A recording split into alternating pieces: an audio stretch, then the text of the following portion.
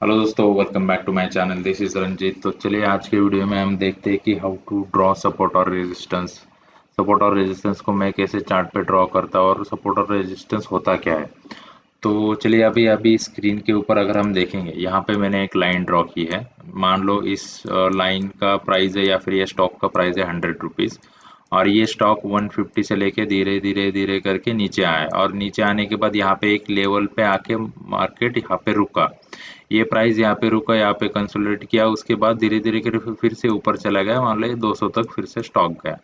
तो अभी ये स्टॉक जो है XYZ नंबर का जो स्टॉक है, तो ये स्टॉक 150 से लेके 100 तक आया और 100 से फिर नीचे नहीं गया, यहाँ से टाइम स्पेंड किया और यहाँ से वो धीरे धीरे करके फिर से 110 120 करके 150 के ऊपर जाके 200 तक मार्केट में यहाँ पे प्राइस दिखाई दी। तो इसके लिए ये जो स्टॉक है XYZ नाम का स्टॉक है, उसके लिए 100 ये क्या हो गया, एक सपोर्ट जोन हो गया। सपोर्ट जोन माने कि यहाँ पे मार्केट में सेलर से ज़्यादा बायर्स यहाँ पे मौजूद थे, जिन्होंने इस प्राइस को और नीचे नहीं जाने दिया 100 के बिलो, और यहाँ पे ज़्यादा खरीदारी की, इसलिए वो मार्केट 100 को लेवल से नीचे सेलर्स लेके नहीं आए। यहाँ के बायर्स यहाँ पे ज़्यादा हो गए, तो यहाँ पे बायर्स खरीदने वाले ज़्यादा हो गए, डिमांड ज़्यादा बढ़ गई इस लेवल में।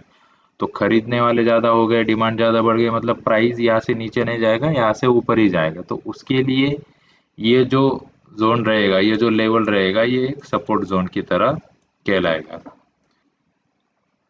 तो चलिए दोस्तों अभी देखते हैं कि रेजिस्टेंस का मीनिंग क्या है। तो रेजिस्टेंस का मीनिंग ये है, मान लो कि यहाँ पे XYZ स्टॉक है, सेम स्टॉक, और उसका करंट प्राइस चल रहा है 150, और 150 चल रहा है, तो यहाँ पे बायर्स ज़्यादा है और एज कम्पेयर टू सेलर्स, तो यहाँ पे धीरे धीरे करके मार्केट ऊपर जाएगा, क्योंकि यहाँ पे डिमांड ज़्यादा है।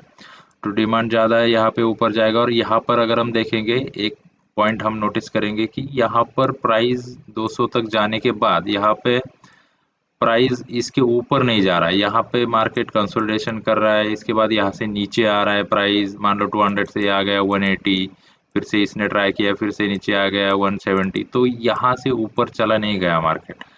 तो यहाँ पे प्राइस को रेजिस्ट किया गया, मतलब यहाँ पे सेलर्स ज़्यादा थे एज कम्पेयर टू बायर्स। यहाँ पे बायर्स ज़्यादा थे इसलिए डिमांड बढ़ा, लेकिन यहाँ पे सेलर्स ज़्यादा थे इसलिए इसको सप्लाई ज़्यादा मिला। मान लो यहाँ पे लोग सेल करने के लिए ज़्यादा मौजूद थे एज कम्पेयर टू बाइंग, तो यहाँ पे एक रेजिस्टेंस बना, जहाँ जिसके ऊपर प्राइस नहीं गया और धीरे धीरे करके नीचे आ गया। तो सप्लाई जोन मतलब ही रेजिस्टेंस है, जहाँ पे सप्लाई ज़्यादा है, जहाँ से प्राइस नीचे आई है, वहाँ पे हम उसको बोलेंगे रेजिस्टेंस। जहाँ पे मार्केट ट्राई करेगा लेवल को ब्रेक करने के लिए, लेकिन वहाँ से सेलिंग आएगी, तो उस लेवल को हम आइडेंटिफाई करेंगे एज अ रेजिस्टेंस लेवल। तो सपोर्ट मतलब जहाँ पे प्राइस बढ़ रही है, जहाँ से डिमांड ज़्यादा है, उसको हम सपोर्ट बोलेंगे। और जहाँ पे जाके मार्केट प्राइस यहाँ पे सेलिंग दिखाई दे, यहाँ पे बड़े बड़े कैंडल्स दिखाई दे रेजिस्टेंस लेवल से, तो ये वहाँ पे हम मानेंगे कि सप्लाई ज़्यादा है, वो एक रेजिस्टेंस लेवल है, जो जहाँ पे जाने के बाद सेलर्स ज़्यादा रहते हैं एज कम्पेयर टू बायर। तो चलिए दोस्तों अभी देखते हैं कि हम सपोर्ट और रेजिस्टेंस कैसे ड्रॉ कर सकते हैं। तो हालांकि पहले क्वेश्चन माइंड में ये आता है कि यहाँ पे हम कौन सा टाइम फ्रेम यूज़ करेंगे। तो टाइम फ्रेम यहाँ पे कोई इंपॉर्टेंस नहीं है कि हमें 15 मिनट्स में ही सपोर्ट और रेजिस्टेंस ड्रॉ करना है, या फिर डेली कैंडल में ही करना है, या फिर 1 आवर में करना है। तो हर एक टाइम फ्रेम में अलग अलग एनालिसिस रहता है, तो हम कौन सा भी टाइम फ्रेम यूज़ करते सपोर्ट और रेजिस्टेंस हम ड्रॉ कर सकते हैं। तो यहाँ पे अगर हम देखेंगे मैं कैसे ड्रॉ करता हूँ, तो यहाँ पे मैं पहले हायर टाइम फ्रेम को एनालिसिस करता हूँ, जैसे कि वीकली डेली हो गया। मैं इंट्राडे ट्रेडर हूँ तो वीकली और डेली यहाँ पे एनालिसिस करता हूँ। अगर आप स्विंग ट्रेडर रहेंगे तो मंथली का भी चार्ट यहाँ पे एनालिसिस करके फिर इन्वेस्टिंग के लिए यूज़ कर सकते हैं सपोर्ट और रेजिस्टेंस ड्रॉ करके। तो यहाँ पे मैं पहले हायर टाइम फ्रेम में चेक करता हूँ सपोर्ट और रेजिस्टेंस क्या है, फिर 1 आवर में जाता हूँ, फिर 15 मिनट्स में जाके हम जैसे कि इंट्राडे में देखते हैं कि 15 मिनट 5 मिनट्स हम टाइम फ्रेम यूज़ कर सकते हो। तो हम कौन से भी यहाँ पे देखेंगे कि आप स्विंग ट्रेडर हो तो आपके लिए वीकली टाइम फ्रेम या फिर मंथली टाइम फ्रेम या फिर डेली टाइम फ्रेम आपके लिए इंपॉर्टेंस रहेगा कि वहाँ पे सपोर्ट और रेजिस्टेंस कैसे ड्रॉ कर सकते हैं। तो हम रैंडमली कौन से भी टाइम फ्रेम लेंगे जहाँ पे सपोर्ट और रेजिस्टेंस हम ड्रॉ कर सकते हैं। तो यहाँ पे देखेंगे मैंने वीकली टाइम फ्रेम का टाटा पावर का चार्ट लगा के रखा है। तो यहाँ पे जैसे हमने सीखा कि मैक्सिमम मिनिमम दो यहाँ पे टच होने चाहिए रेजिस्टेंस के लिए या फिर सपोर्ट के लिए। तो यहाँ पे जैसे आप हमें इजीली दिखाई दे ऐसे स्विंग्स देखेंगे तो यहाँ पे देखेंगे यहाँ से प्राइस ऊपर चला गया है, फिर यहाँ से ऊपर चला गया, यहाँ से गया है, यहाँ से भी गया है। तो यहाँ पे कहीं ना कहीं यहाँ से प्राइस ऊपर जा रहा है, मतलब यहाँ पे डिमांड ज़्यादा है। तो डिमांड ज़्यादा है मतलब ये हमारे लिए हो गया एक सपोर्ट। तो हम उसको ड्रॉ कैसे करेंगे, तो यहाँ पे देखेंगे कि हम इसको ऐसे ड्रॉ कर सकते हैं। तो अभी आप देखोगे कि यहाँ पे एक बार टच लिया, दो बार टच लिया, तीसरी बार टच लिया, चौथी बार यहाँ पे टच किया, लेकिन यहाँ पे नीचे आके फिर से ऊपर चला गया।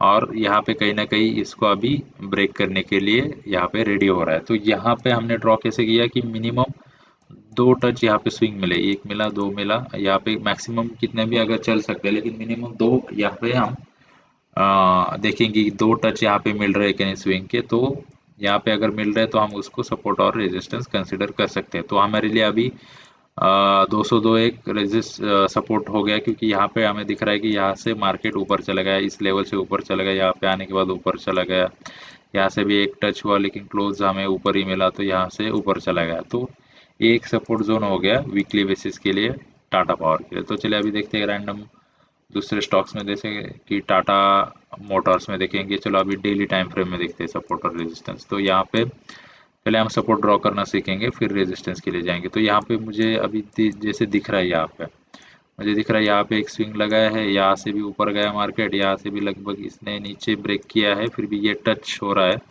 और यहाँ पे भी एक टच मिल रहा है। तो मैं क्या करूँगा कि मुझे जैसे इजीली आंखों को दिख रहा है, तो वैसे मैं यहाँ पे ड्रॉ करूँगा लाइन। यहाँ पे जैसे मिनिमम दो, तो यहाँ पे देखेंगे एक बार यहाँ पे टच हुआ, दो बार यहाँ पे टच हुआ, तीन बार यहाँ पे टच हुआ, और चार बार भी यहाँ पे, फोर्थ टाइम भी यहाँ पे देखेंगे तो एक बार टच मिला है। तो ये मेरे लिए हो गया एक सपोर्ट जोन टाटा मोटर्स के लिए डेली टाइम फ्रेम में, जो कि प्राइस है 375। तो यहाँ पे देखेंगे कि इजीली हमें दिख रहा ही है कि ये स्विंग है, ये स्विंग है, यहाँ से ऊपर गया मार्केट, यहाँ से ऊपर गया। तो उसको एक हम मिनिमम दो क्यों कर रहे हैं, क्योंकि यहाँ पे प्रोबेबिलिटी ज़्यादा रहता है कि अगर दो बार यहाँ से प्राइस ऊपर चला गया तो तीसरी बार भी यहाँ पे सपोर्ट ले सकता है, या फिर रेजिस्टेंस अगर दो बार टच किया लाइन तो तीसरी बार यहाँ से प्राइस नीचे आ सकता है उस लेवल से। तो इसलिए वो हम एक वैलिड पॉइंट की तरह देखेंगे कि दो मिनिमम हमें टच चाहिए। तो यहाँ पे चलिए और देखते हैं कि इन्फोसिस में अगर देखेंगे अभी डेली प्राइम या 1 आवर में हमें देखेंगे कि 1 आवर में हम कैसे सपोर्ट ड्रॉ कर सकते हैं। तो यहाँ पे हमें ज़्यादा से ज़्यादा दो स्विंग अगर दिखाई देने चाहिए, तो यहाँ पे मोस्टली हाँ। तो यहाँ पे देखो, यहाँ पे एक स्विंग दिख रहा है मुझे, यहाँ पे एक टच दिख रहा है, और यही मैं अगर इसको ड्रॉ करूँ तो यहाँ पे भी मुझे और एक टच मिलेगा। तो यहाँ पे मैं ड्रॉ करूँगा एक लाइन, हॉरिजॉन्टल लाइन, और ये मेरे लिए अभी हो गया एक सपोर्ट जोन, जो कि 1491। यहाँ से प्राइस ऊपर चला गया, यहाँ से ऊपर चला गया, यहाँ से ऑलमोस्ट इसने ब्रेक किया, लेकिन फिर से एक ऊपर चला गया। तो यहाँ पे हम एक पॉइंट यहाँ पे देख रहे हो आप, तो आपको यहाँ पे नोटिस हुआ होगा कि एक लाइन में हम इतना इजीली ड्रॉ नहीं कर पा रहे, क्योंकि यहाँ पे थोड़ा बहुत चीज़ें यहाँ पे छूट रही है। लास्ट कौन से स्टॉक में हमने टाटा, हाँ यहाँ पे देखेंगे कि टाटा पावर में हमने ड्रॉ किया, तो यहाँ पे स्विंग तो हमें मिल रहा है, लेकिन यहाँ पे थोड़ा वीक नीचे आ रहा है, इसका भी थोड़ा वीक नीचे आ रहा है, इसका भी नीचे आ रहा है। तो इसमें प्राइस में हालांकि अगर हम देखेंगे सपोर्ट और रेजिस्टेंस का लाइन जो है, एक पर्टिकुलर लाइन पे हम डिपेंड नहीं रह सकते। तो सपोर्ट और रेजिस्टेंस हमेशा एक जोन की तरह एक्ट होना चाहिए, जोन की तरह ड्रॉ करना चाहिए। तो जोन मतलब क्या है कि हम देखेंगे तो पहले हमें यहाँ पे अभी एक पॉइंट हमें देखने को या फिर समझने को मिला है। तो ये इतना अच्छी तरीके से काम नहीं कर रहा है एक ही लाइन, क्योंकि मेरे लिए मान लो कि ये 202 एक सपोर्ट जोन है। तो कुछ ट्रेडर होंगे जिसके लिए वो क्या करेंगे, नीचे ड्रॉ करेंगे और देखेंगे यार यहाँ पे मुझे अच्छा खासा टच मिल रहा है, तो मेरे लिए 201 सपोर्ट जोन हो गया। तो दोनों यहाँ पर राइट है, क्योंकि किसके लिए 202 है, किसके लिए 201 है। तो आप देख रहे हो यहाँ पे अलग अलग माइंडसेट, यहाँ पे देखेंगे अलग अलग व्यू, अलग अलग प्राइस के व्यू यहाँ पे आपको देखने को मिल सकते हैं। तो इसके लिए हम एक लाइन पे डिपेंड नहीं रह सकते, तो हमें उसके लिए एक जोन हमें ड्रॉ करना पड़ेगा। तो चलिए अभी देखते हैं हम रेजिस्टेंस, अभी देखते हैं कि कैसे ड्रॉ कर सकते हैं। तो एक रैंडमली विप्रो में देखेंगे कि रेजिस्टेंस हम मान लो कि चलो डेली टाइम फ्रेम में देखते हैं कि रेजिस्टेंस।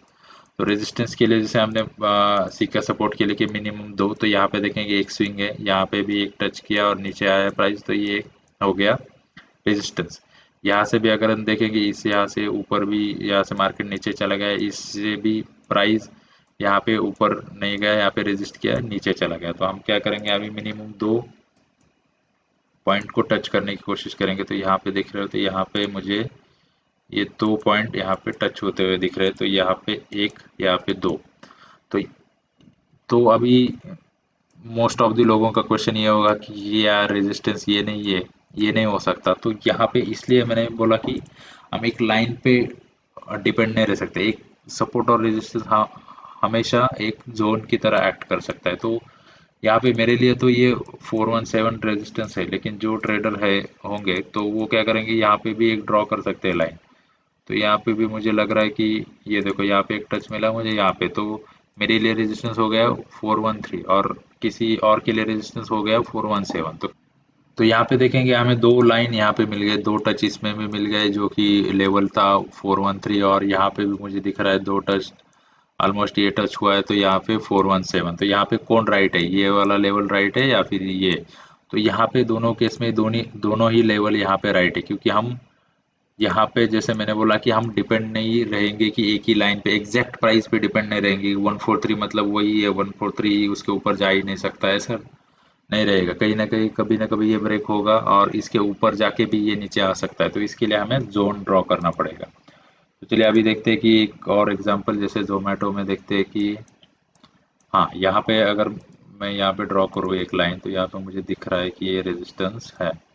तो ये टाइम फ्रेम है, डेली टाइम फ्रेम। तो यहाँ पे एक मुझे दिख रहा है स्विंग, यहाँ पे एक दिख रहा है, उसके बाद यहाँ पे भी दिख रहा है। तो यहाँ पे देखेंगे कि ये 72 से ही नीचे नहीं आया, एग्जैक्ट वही प्राइस है, ये ऊपर चला गया 76 का हाई लगा के, लगाने के बाद नीचे आया है। तो यहाँ पे इसलिए मैं बोल रहा हूँ कि यहाँ पे जोन की तरह हम रेजिस्टेंस और सपोर्ट को ड्रॉ करेंगे। तो अभी ये सपोर्ट जोन मतलब क्या है, तो यहाँ पे देखेंगे ये एक रेक्टेंगल है, रेक्टेंगल को हम क्या करेंगे, यहाँ से प्लस और माइनस ऊपर नीचे ड्रॉ करेंगे प्राइस को। तो ये हो गया हमारे लिए एक जोन सपोर्ट रेजिस्टेंस का। तो यहाँ पे जब प्राइस आएगा तो प्राइस इस लेवल से भी नीचे आ सकता है, ये लाइन से भी नीचे आ सकता है, या फिर ऊपर के बॉक्स का जो लाइन है वहां से भी नीचे आ सकता है। तो अभी हमारे लिए एक रेजिस्टेंस, हालांकि लाइन नहीं बना है, अभी हमारे लिए जोन बना है। तो जोन कहाँ से स्टार्ट हो रहा है, 73 प्राइस से लेके 71 प्राइस तक यहाँ पे जोन स्टार्ट हो रहा है। तो प्राइस 71 से भी नीचे आ सकता है, 72 से भी नीचे आ सकता है, और 73 से भी नीचे आ सकता है। तो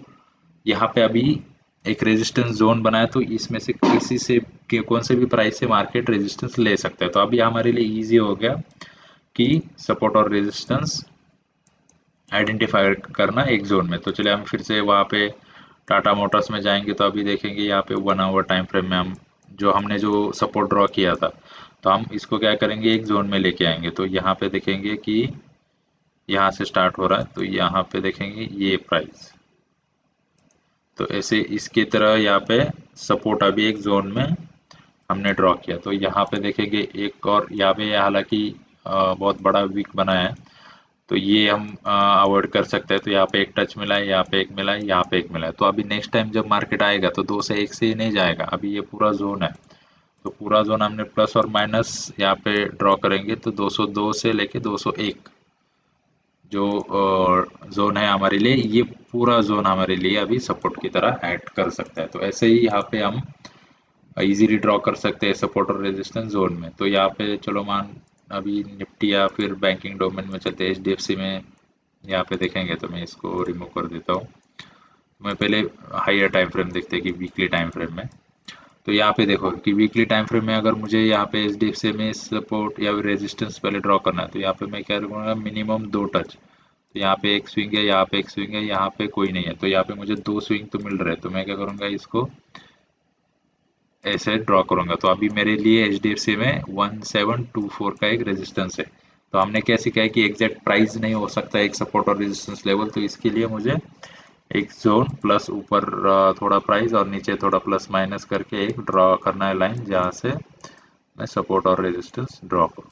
यहाँ पे देखेंगे अभी ये अच्छी तरीके से बन गया। तो अभी देखेंगे यहाँ पे पहले एक ही प्राइस, यहाँ पे एक और 2 प्राइस यहाँ पे टच हो रहे थे, ये टच नहीं हो रहा था इस लाइन को। तो अभी हमने जोन ड्रॉ किया, तो ये भी यहाँ पे हमें एक रेजिस्टेंस का पॉइंट मिल गया। तो ऐसे ही अभी देखेंगे यहाँ से भी मार्केट, अभी देखिए ये जोन कहाँ से स्टार्ट हो रहा है, ये स्टार्ट हो रहा है 1741 से लेके 1703 एक जोन है, वो सपोर्ट नहीं यहाँ पे रेजिस्टेंस की तरह एक्ट कर सकता है। तो यहाँ पे प्राइस इस लेवल से जैसे कि इसको टच किया तो यहाँ से भी रेजिस्टेंस ले सकता है, अभी यहाँ से भी रेजिस्टेंस ले सकता है, या फिर 1741 से भी ये प्राइस से भी रेजिस्टेंस ले सकते हैं। तो अभी इजी हो गया हमारे लिए कि ऊपर जो वीक जा रहा था अभी वो छूट नहीं रहा है, तो यहाँ पे इजीली हम आइडेंटिफाई कर सकते हैं या फिर इजीली ट्रेड कर सकते हैं कि ये रेजिस्टेंस पे लेके हम सेलिंग की अपॉर्चुनिटी फाइंड आउट कर सकते हैं। तो यहाँ पर अगर मैं और यहाँ पे देखूँ कि सपोर्ट में कहाँ पे ड्रॉ करूँ, तो यहाँ पे मुझे एक स्विंग दिख रहा है, यहाँ से प्राइस ऊपर जा रहा है, यहाँ से भी ऊपर गया, यहाँ से भी ऊपर गया, तो मैं